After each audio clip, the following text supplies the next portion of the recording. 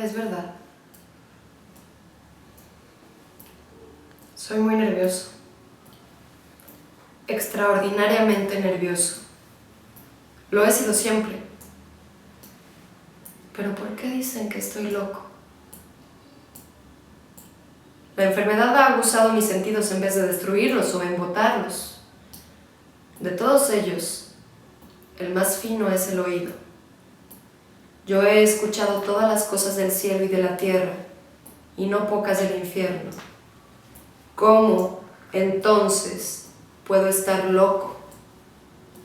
Observen con qué serenidad, con qué calma voy a contarles esta historia. Es imposible definir cómo penetró la idea en mi cerebro. Sin embargo, una vez adentrada allí, me acosó día y noche. Realmente no había ningún motivo para ello. El viejo nunca había hecho daño y yo lo quería. Jamás me insultó, y su oro no me despertaba la menor codicia. Creo que era su ojo. Sí, eso era. Uno de sus ojos se parecía a los del buitre. Era de un color azul pálido, nublado por una catarata. Siempre que ese ojo se detenía sobre mí, se me congelaba la sangre. Y así, poco a poco, gradualmente, se fue apoderando de mi espíritu la obsesión de matar al anciano y librarme para siempre de aquella mirada. Ahora viene lo más difícil de explicar. Me creen loco, pero no pensarían así si me hubieran visto, si hubiesen podido observar con qué sabiduría, con qué precaución y cautela procedí, con qué disimulo puse manos a la obra. Jamás me comporté tan amable con él como durante la semana que precedió al asesinato. Cada noche, cerca de las 12, descorría el pestillo de su puerta y la abría muy suavemente. Cuando la tenía lo suficientemente abierta para asomar la cabeza, metía una linterna bien cerrada para que no se filtrara ni una claridad. Luego introducía la cabeza. Se habrían reído viendo el esmero con el que lo hacía por miedo de turbar el sueño del viejo. No exagero al afirmar que por lo menos tardaba 1 hora en realizar esta maniobra y contemplar al anciano acostado en su cama. ¿Podría haber sido tan prudente un loco? Enseguida, una vez que mi cabeza se hallaba dentro de la habitación, abría silenciosamente la linterna. Con qué cuidado, con qué sumo cuidado la abría. Abría solo lo necesario para que un rayo casi imperceptible de luz se clavara en el ojo de buitre. Hice esto durante 7 noches interminables, a la misma hora, y siempre encontré el ojo cerrado. Así se fue volviendo imposible concretar mi propósito, porque no era el viejo quien me molestaba, sino aquel maldito ojo. Y todas las mañanas, cuando amanecía, entraba osadamente en su cuarto y le conversaba valerosamente, con voz muy cordial, interesándome por saber cómo había dormido.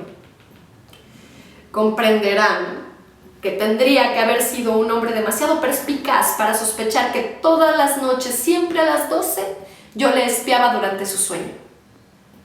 Finalmente, en la 8ª noche, entreabrí la puerta con mayor sigilo que antes.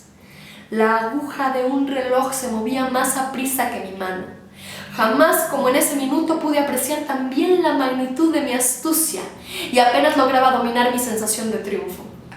Pensar que estaba allí, empujando muy pausadamente esa puerta y que él ni siquiera vislumbraba mis acciones y mis pensamientos secretos. Ante esta idea, se me escapó una leve risa y tal vez me oyó, ya que de pronto se movió en su lecho como si fuera a despertar. Tal vez se imaginarán que me retiré de inmediato. Pues no, se equivocan. No fue así.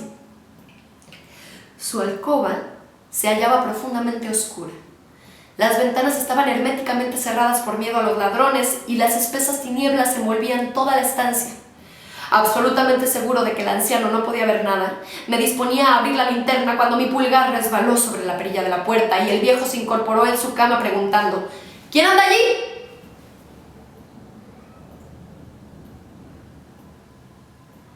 Permanecí completamente inmóvil, sin musitar una sola palabra, y durante 1 hora no moví un solo músculo. Tampoco él, en todo ese tiempo, volvió a acostarse. Continuaba sentado en la cama, alerta, haciendo lo mismo que yo había hecho en esas largas noches, oyendo deslizarse a las arañas en la pared.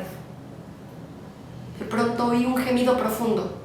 Se trataba de un lamento de terror mortal, no de dolor o de tristeza, no. Era el rumor sordo y ahogado que escapa de lo más íntimo de un alma sobrecogida por el pavor. Yo conocí ese quejido. Muchas veces, precisamente en el filo de la medianoche, cuando todos dormían, lo sentía irrumpir en mi propio pecho brotando de los terrores que me consumían. Sabía lo que estaba experimentando el viejo y no podía evitar una gran piedad por él, aunque también otros sentimientos colmaban mi corazón. Comprendía que su zozobra iba en aumento y que procuraba persuadirse de que sus temores eran infundados. Posiblemente decía para sí: no es nada. El viento en la chimenea, un ratón que corrió por el entretecho, algún insecto. Sí, debe haber intentado calmarse con estas hipótesis, pero todo fue inútil. La muerte había pasado junto a él y lo envolvía. Y era la influencia fúnebre de su sombra, invisible, la que lo hacía sentir, aunque no viera ni escuchara nada, la que le permitía notar mi presencia en su habitación. Luego de haber esperado un largo rato, me aventuré a abrir apenas la linterna. La abrí furtivamente, hasta que al fin un rayo delgado como el hilo de una araña descendió sobre el ojo del buitre. Estaba abierto, íntegramente abierto, y al verlo me llené de furia.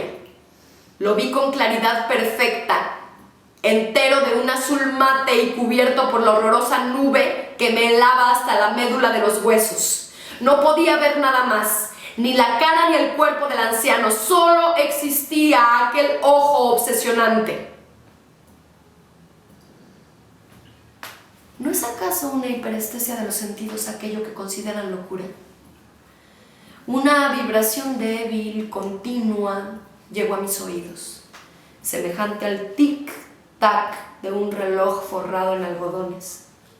Inmediatamente reconocí ese apagado golpeteo. Era el corazón del viejo que latía, y este sonido excitó mi furia, igual que el redoblar de los tambores excita el valor de un soldado. Me controlé, sin embargo, y permanecí inmóvil. Respiraba apenas y sostenía quieta entre las manos la linterna. Hacía un esfuerzo por mantener el rayo de luz fijo sobre el ojo. Entretanto, el latido infernal del corazón del anciano era por segundos más fuerte, más rápido y sobre todo más y más sonoro. El pánico de aquel hombre debía ser monstruoso y retumbaba en ese latir que crecía y crecía. He confesado que soy nervioso y realmente lo soy. En consecuencia, en medio de la noche y del silencio de esa antigua casa, un ruido tan extraño hizo surgir en mí un terror incontrolable. Pese a ello, todavía logré mantenerme y luché por conservar la tranquilidad, pero la pulsación se hacía más y más audible, más violenta, y una nueva angustia se apoderaba de mí. Ese ruido y los que iban a producirse podrían ser escuchados por un vecino. La hora del viejo había llegado. Con un gran alarido abrí inesperadamente la linterna y me precipité en la alcoba. El viejo dejó escapar un grito, un solo grito. En menos de un segundo lo derribé, dejándolo de espaldas en el suelo, y tiré la cama sobre él, aplastándolo con su peso. Entonces sonreí, ufano, al ver tan adelantada mi obra. No obstante, el corazón aún latió, con un murmullo apagado. Pese a ello ya no me atormentaba. No podía oírse nada a través de las paredes. Finalmente cesó todo. El viejo estaba muerto. Levanté la cama y examiné el cuerpo. Sí, estaba muerto. Muerto como una piedra. Afirmé mi mano en su corazón sin advertir ningún latido. En lo sucesivo, su ojo de buitre no podría atormentarme. A los que insistan en creerme loco, les advierto que su opinión se desvanecerá cuando les describa las inteligentes medidas que adopté para esconder el cadáver. Avanzaba la noche y yo trabajaba con prisa y en riguroso silencio. Hábilmente fui desmembrando el cuerpo. Primero corté la cabeza y después los brazos, luego las piernas. Enseguida separé unos trozos del entablado y deposité los restos bajo el piso de madera. Terminado este trabajo, coloqué otra vez las tablas en su sitio, con tanta destreza que ningún ojo humano, ni siquiera el del viejo, podría descubrir algo allí inusual, ni siquiera una mancha de sangre. Cuando terminé estas operaciones eran las 4 y estaba tan oscuro como si todavía fuese medianoche. En el momento en el que el reloj señalaba la hora, llamaron a la puerta de la calle.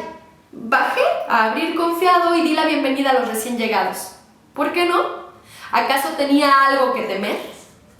Los 3 hombres se presentaron gentilmente como agentes de la policía. Un vecino había escuchado un grito en la noche y esto lo hizo sospechar de que podía haberse cometido un homicidio, por lo cual estampó una denuncia en la comisaría. Los agentes venían para practicar un reconocimiento. Sonreí, ya que, repito, ¿acaso tenía algo que temer? El grito, les expliqué, lo lancé yo, soñando. El anciano se encuentra viajando por la comarca. Conduje a los visitantes por toda la casa y les sugerí que revisaran bien. Por fin, los guié hasta su cuarto. Allí les mostré sus tesoros, todo perfectamente resguardado y en orden. Entusiasmado con esa gran seguridad en mí mismo, llevé unas sillas a la habitación y los invité a que se sentaran mientras yo, con la desbordada audacia de mi triunfo, colocaba mi propia silla exactamente en el lugar bajo el que se ocultaba el cuerpo de la víctima. Los agentes parecían satisfechos. Mi actitud les convencía y hablaron de temas familiares, a los que respondí jovialmente. No obstante, pasado un rato, me di cuenta de que palidecía y decía que se marcharan. Me dolía la cabeza y sentía que mis oídos zumbaban. Sin embargo, ellos continuaban sentados y proseguían la charla. Entonces el zumbido se hizo más nítido y rítmico, volviéndose cada vez más perceptible. Comencé a hablar atropelladamente para librarme de esa angustiante sensación, pero esta persistió, reiterándose de un modo tal que no tardé en descubrir que el ruido no nacía en mis oídos. Sin duda palidecí más, y seguí hablando sin tino, alzando mi voz, tratando de apagar aquel sonido que aumentaba, aquella vibración semejante al tic-tac de un reloj envuelto en algodones. Principié a respirar con dificultad, aunque los agentes aún no escuchaban nada, e hilvané frases apresuradas con mayor vehemencia. El tic-tac se elevaba acompasado. Me levanté y discutí tonterías con tono estridente, haciendo grotescas gesticulaciones. Todo era inútil. El latido crecía más. ¿Por qué ellos no querían marcharse? Comencé a caminar de un lado a otro por la habitación pesadamente, a grandes pasos. ¡Oh, Dios! ¿Qué podía hacer? Echaba espumarajos, desvariaba, volvía a sentarme y movía la silla haciéndola resonar sobre el suelo, pero el latido lo dominaba todo y se agigantaba indefinidamente. Los hombres continuaban conversando, bromeando, riendo. ¿Sería posible que no lo oyeran? Dios Todopoderoso, ¿sería posible? ¡No! Ellos oían, ellos sospechaban, lo sabían, sí sabían y se estaban divirtiendo con mi terror. Así lo creí y así lo creo ahora. Y había algo peor que aquella agonía, algo más insoportable que esa burla. Ya no podía tolerar por más tiempo sus hipócritas sonrisas y me di cuenta de que era preciso gritar o morir, porque entonces, préstenme atención por favor. ¡Miserables!